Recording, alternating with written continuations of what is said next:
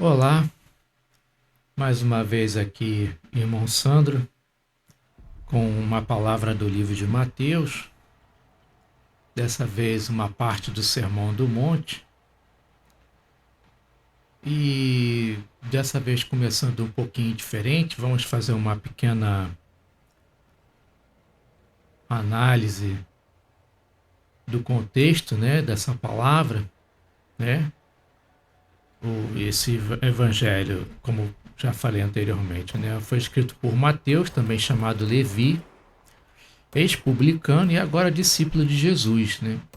Ele escreve como testemunha ocular e como judeu que reconheceu Jesus como o Messias prometido, né? Para quem que esse texto, todo o capítulo de Mateus, todo o livro, né, de Mateus foi escrito, principalmente para os próprios judeus, mas também para todos os que desejam entender quem é Jesus e como deve viver aquele que pertence ao reino de Deus, né?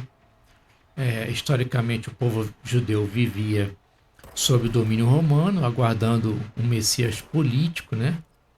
Libertador do Império Romano, que libertasse do Império Romano, né? Mas Jesus aparece anunciando um reino espiritual que começa no coração e transforma a vida das pessoas, né? Antes desse texto, a gente tem a tentação de Jesus, o início do ministério de Jesus, né? Jesus tinha acabado de chamar os seus discípulos, fazendo a proclamação, né? Arrependei-vos porque é chegado o reino dos céus.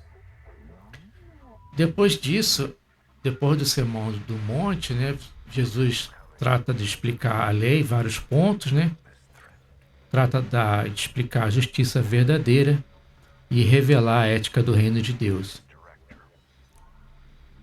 Então, o tema desse sermão, né, dessa primeira parte do Sermão do Monte, Mateus 5, do versículo 1 ao 16, né, a vida que agrada a Deus, o caráter e a missão dos salvos.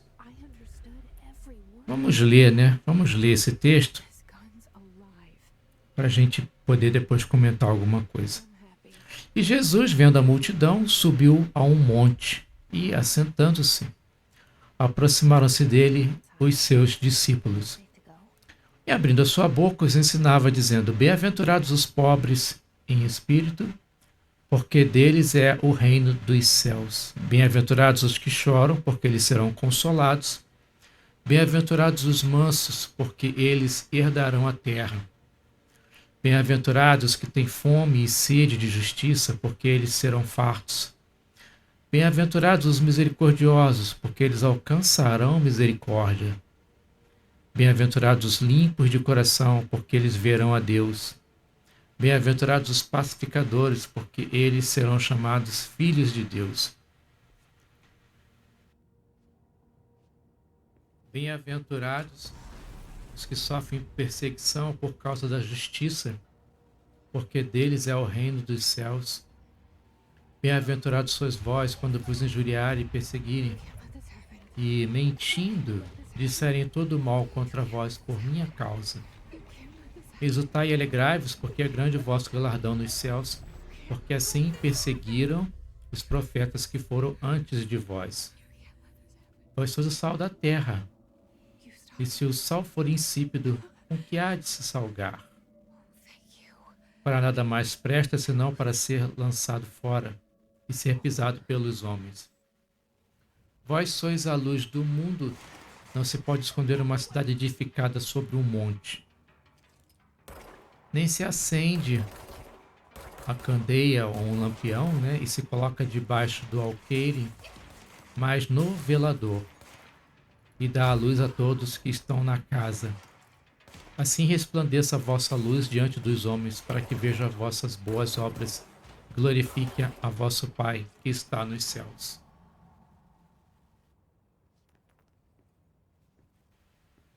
Bom, amigo que nos ouve, hoje nós subimos simbolicamente um monte. Não é um monte de pedras, mas um monte de ensino. Jesus se assenta, abre a boca e começa a ensinar. Quando Jesus fala, não são opiniões humanas, são verdades eternas. Aqui ele nos mostra como é a vida daqueles que pertencem ao reino de Deus. Jesus começa dizendo bem-aventurados. Isso significa, de uma forma bem simples, né, e bem abrangente ao mesmo tempo, né, verdadeiramente felizes. Mas não são uma felicidade superficial. É uma felicidade que vem de Deus. Ele começa com os pobres de espírito. Isso nos ensina que ninguém entra no reino confiando em si mesmo. O reino começa quando o homem reconhece sua falência espiritual. Depois, ele fala dos que choram, dos mansos, dos que têm fome e sede de justiça. Jesus está mostrando que o reino não é para os fortes aos olhos do mundo, mas para os quebrantados diante de Deus. Os misericordiosos refletem o coração de Deus. Os puros de coração não vivem de aparência. Os pacificadores carregam a marca de filhos de Deus. Então Jesus fala da perseguição. E aqui ele nos ensina algo profundo. Seguir a Cristo tem custo. Mas o custo é temporário e a recompensa é eterna. Alegrai-vos e exultai, porque é grande o vosso galardão nos céus. Nada feito por amor a Cristo será esquecido por Deus. Aleluia. Então, continuando, Jesus muda o foco do que somos para o que fazemos. Vós sois o sal da terra. O sal não existe para si mesmo. Ele existe para servir. O cristão é chamado para influenciar o mundo, não para se misturar com o pecado.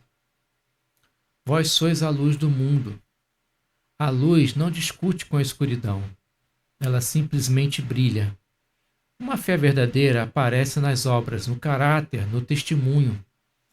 Quando vivemos assim, as pessoas glorificam a Deus. Eu lembro de uma situação que aconteceu comigo quando eu ainda estava trabalhando, né? E aí eu vi uma oportunidade de negócio pela internet e chamei um colega para trabalhar comigo, né? E aí o negócio não deu certo, né? E eu perdi dinheiro e o colega perdeu dinheiro. E aí eu falei com o meu colega, olha, eu quero te devolver, porque eu achei que era uma coisa boa, eu te chamei. Então, eu vou te pagar parcelado aí e para eu ficar bem contigo, né? Eu jamais ia imaginar que o negócio fosse uma furada. E um tempo depois, né, aquele colega depois ele veio comentar comigo e falei, pô, camarada, realmente eu reconheço que poucas pessoas fariam isso que tu fez. Porque afinal de contas eu fiz um convite para ele para o negócio, mas o negócio tinha seu risco e ninguém obrigou ele a nada, né? Mas eu achei que eu tinha uma dívida moral com ele, né? E daí eu me prontifiquei a devolver o dinheiro que ele investiu no negócio. Então, amigo ouvinte, esse texto não é apenas um ensino moral, ele é um convite. Jesus está chamando você para fazer parte do reino, que não é por mérito, não é por religião, e nem é, mas é pela fé dele, pela fé nele, né? Se você reconhece hoje que é pobre de espírito, que precisa de perdão, que precisa de salvação, saiba, Jesus é o único e suficiente Salvador. Né? Tome sua decisão ainda hoje, não endureça seu coração, receba Jesus, confie nele, permita que ele transforme seu caráter e dê um sentido eterno à sua vida. Aceite Jesus ainda hoje. O reino de Deus começa no coração. Obrigado por ter ouvido até aqui. Espero que tenha efeito no seu coração essa passagem. E até uma próxima.